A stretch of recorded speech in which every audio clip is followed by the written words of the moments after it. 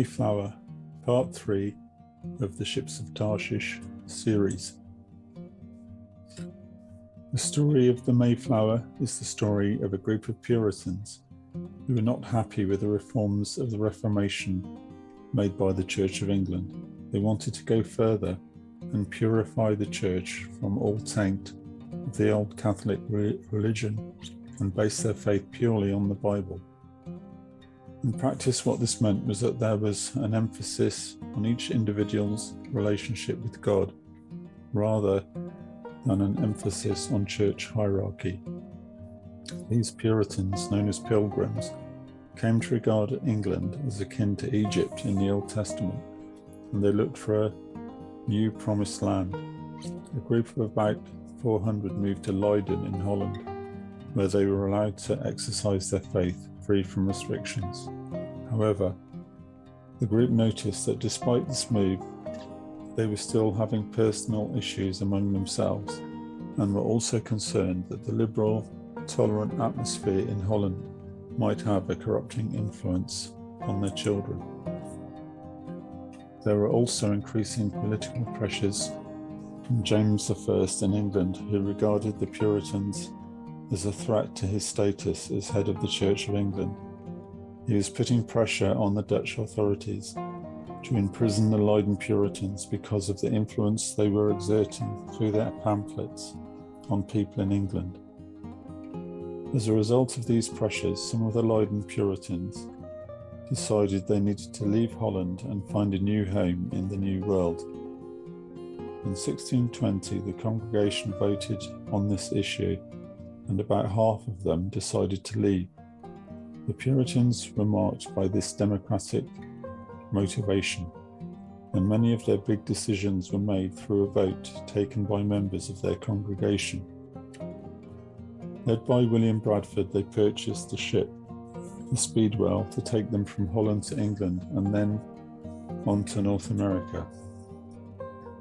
The plan was to meet up with other believers in England, but initially these plans were thwarted by storms and also by the fact that the Speedwell did not prove seaworthy. Despite these problems, the plan was to rendezvous with other believers in England. These people had hired the Mayflower, which was larger than the Speedwell. The rendezvous eventually took place in Southampton, and the two ships set sail for America in August 1620. Sadly, the Speedwell sprang a leak, so they had to return to port in Dartmouth, in Plymouth, in Devon in southern England, and try again, but once again the Speedwell leaked. Eventually, the Mayflower sailed alone from Plymouth. On September the 16th, 1620, there were about 130 people on board. About 100 of them were Pilgrims, and about 30 were crew. The Pilgrims refer to themselves as saints, and to the crew as strangers. The voyage was difficult, conditions were cramped, and there were continual storms on the second half of the trip. Their destination was the British colony of Virginia, but strong adverse winds stopped them from reaching the colony, and eventually they anchored in Cape Cod in what is now Massachusetts.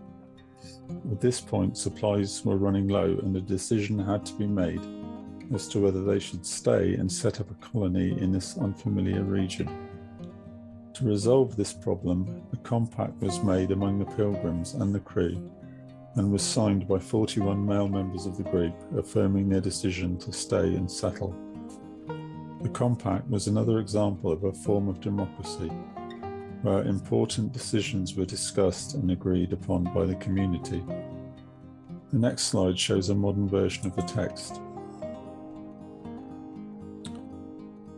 It's worth reading a part of it.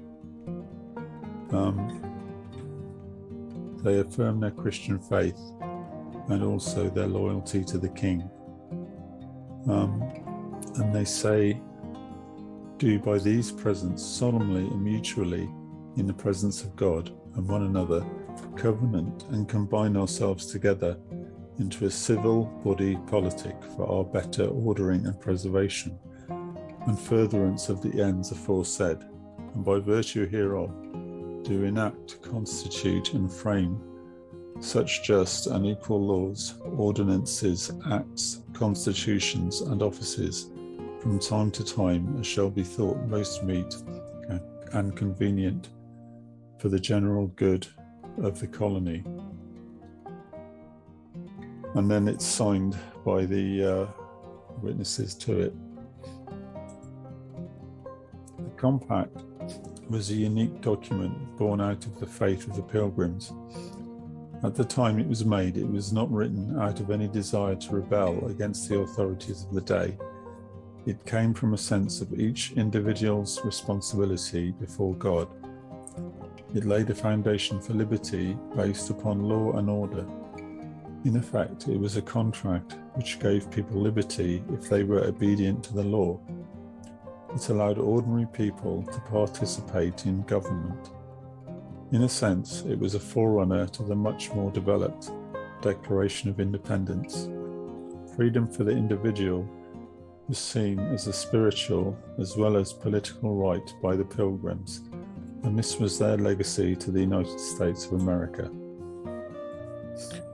The Pilgrims suffered many hardships, but they established their colony, which in many ways established the foundations for the United States of America.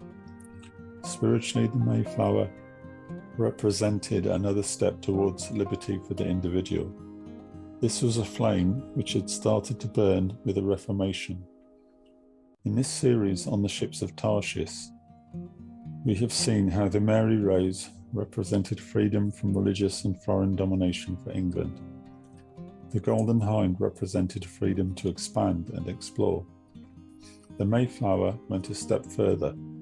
It represented hope for a better future based on faith. It represented the union of the spiritual standing of freeborn people with their political standing. What many people will find hard to accept is that constitutional democracy and Christian faith go hand in hand with each other. This is the real spiritual lesson of the Mayflower.